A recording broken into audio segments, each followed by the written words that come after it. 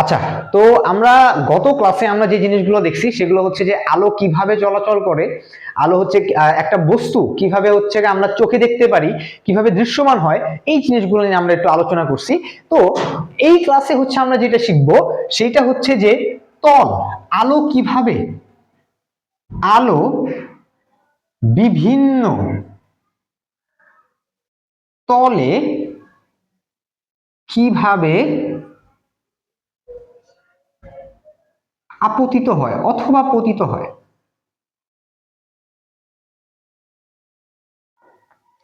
এই জিনিসগুলো হচ্ছে আমরা একটু দেখব। তো তল বলতে আমি তোমাদের বুঝাইতেছি যে হয় হচ্ছে মসৃণ তল, আর না হয় হচ্ছে আমার অমসৃণ তল। একটা কি হয় মসৃণ তল, আর না হয় হচ্ছে অমসৃণ তল। মসৃণ তল জিনিসটা কি, যেইখানটা আমার একদম সমান থাকবে, পরিষ্কার থাকবে, মসৃণ থাকবে, মানে কোনো আঁকা বাঁকা বা হচ্ছে কোনো বাধা বা কোনো কিছু নাই, সেইটা হচ্ছে মসৃণ তল। ধরো অনেকটা এইরকম সোজা সরল রৈখিক যে জিনিসটা, এইটা হচ্ছে আমার মসৃণ তল। এখন মসৃণ তলে ভাইয়া আলো কিভাবে পড়ে? মসৃণ তলে, খালি মসৃণ তলে না, যে কোনো জায়গায় আলো সবসময় সমান্তরাল ভাবে পড়বে। কিভাবে পড়বে এই জিনিসটা একটু নোট করো তোমরা। আলো হচ্ছে বিভিন্ন তলে বা যে কোনো তলে আলো আলো সমান্তরাল ভাবে আপতিত হবে। এখন আমাকে জিজ্ঞেস করো ভাইয়া আপতিত মানে জিনিসটা কি? আপতিত হচ্ছে এই যে আমার আলো, ধরো এইটা এখানে একটা আলো আছে, এটা আমার এই যেভাবে পড়তেছে, এই যেভাবে পড়তেছে, এই যে একটা তলের উপরে পড়া না, পড়াটাই হচ্ছে আমার আপতিত হওয়া। এতটুকু ক্লিয়ার কিনা?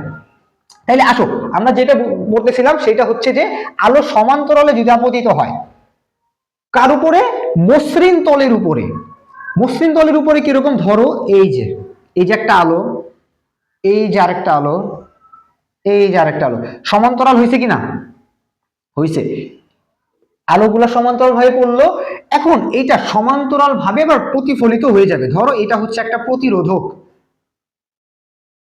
ধরলাম এটা একটা প্রতিরোধক, যে আলো এই পারে আমার চলে যেতে পারবে না, এইখানে বাধা পেয়ে অন্য কোথাও চলে যাবে। ধরো এটা আবার এইভাবে চলে যাবে, এইভাবে চলে যাবে, এইভাবে চলে যাবে। আলো পড়তেছে, আপতিত হচ্ছে, এইভাবে চলে যাইতেছে, এইভাবে আপতিত হচ্ছে, চলে যাইতেছে, আপতিত হচ্ছে, চলে যাইতেছে। কোন তলে ভাইয়া? মসৃণ তলে। মসৃণ তলে আমি দেখলাম যে আমার আলো যেইভাবে পড়তেছে সেইভাবেই হচ্ছে আমার প্রতিফলিত হয়ে যেতেছে, কোনো বাধা নাই, কোনো কিছু নাই, বা হচ্ছে কোনো চেঞ্জেস নাই। এক কোণে পড়তেছে, যেই কোণে ওই কোণেই ফেরত চলে যাইতেছে, এটাও যেই কোণে পড়তেছে ওই কোণে ফেরত চলে যাইতেছে, সেম জিনিস হইতেছে। কোন তলে? মসৃণ তলে। এইবার যদি আমি তোমার একটু অমসৃণের জিনিসটা একটু দেখাই,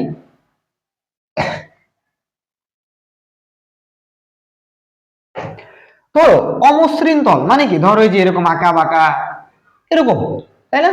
তো অমসৃণ তলে কিভাবে হবে জিনিসটা? আলো তো আমার সমান্তরাল ভাবেই পড়বে, পালাও।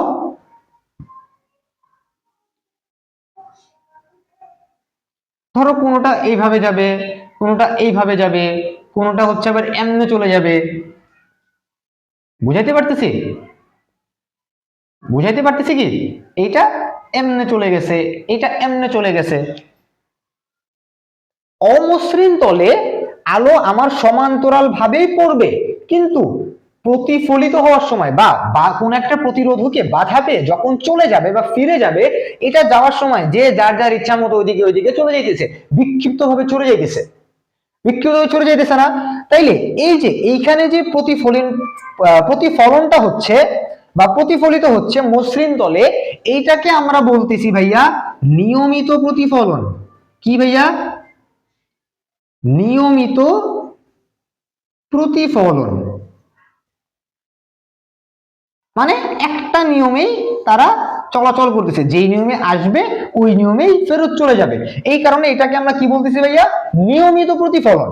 এখন এইটাকে তাহলে আমরা কি বলবো? অনিয়মিত প্রতিফলন। অনিয়মিত প্রতিফলন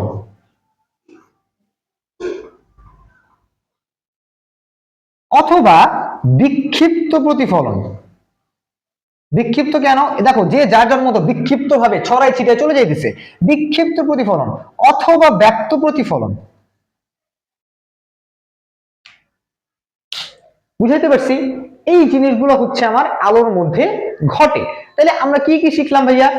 আলো কিভাবে, আগের ক্লাসে আমরা শিখছি যে আলো কিভাবে চলাচল করে, কোথায় চলাচল করে, এবং আমরা একটা বস্তু কিভাবে দেখতে পাই। এই ক্লাসে আমরা শিখলাম যে আলো একটা তলে কিভাবে চলাচল করতে পারে, একটা মসৃণ তলে কিভাবে যায়, একটা অমসৃণ তলে কিভাবে যায়, এবং কিভাবে জিনিসটা প্রতিফলিত হয়।